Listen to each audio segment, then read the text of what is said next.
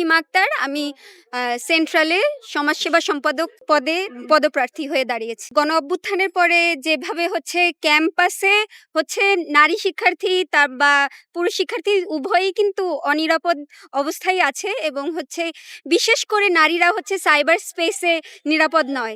সেটা আমি নারী শিক্ষার্থী হিসেবে এবং ডাকসু ক্যান্ডিডেট হিসেবে সবচেয়ে ভয় পাচ্ছি। কারণ হচ্ছে বুলিং করা হবে, স্লাট শেমিং করা হবে। আমাদের একটা গ্রুপও আছে ঢাকা বিশ্ববিদ্যালয়ের গ্রুপ নামে, কিন্তু সেইটাতে মূলত মানে একদমই নোংরামি চলে, যেটার মাধ্যমে হচ্ছে মনে হয় যে নারীদেরকে স্লাট শেমিং করার একটা জায়গা।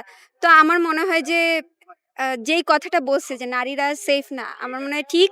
এবং নারীদেরকে কিভাবে সেফলি নির্বাচন করা যায় সেই ক্ষেত্রে সবচেয়ে আগে দেখতে হবে যে সাইবার স্পেসে তারা নিরাপদ কিনা। যেমন আমি যদি ক্যান্ডিডেট হই, আমার বিরোধী কেউ যদি থাকে, সে যদি আমার ক্যারেক্টার নিয়ে কোনো কথা বলে, সেটা আমার মনে হয় যে সেটা এক ধরনের বুলিং, স্লাট শেমিং।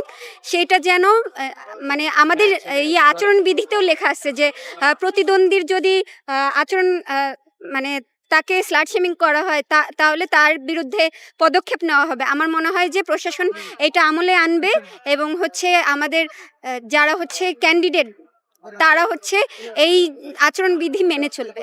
আমি অলরেডি বটের অ্যাটাক সহ্য করছি। আমাকে বিভিন্নভাবে গালি দেওয়া হচ্ছে।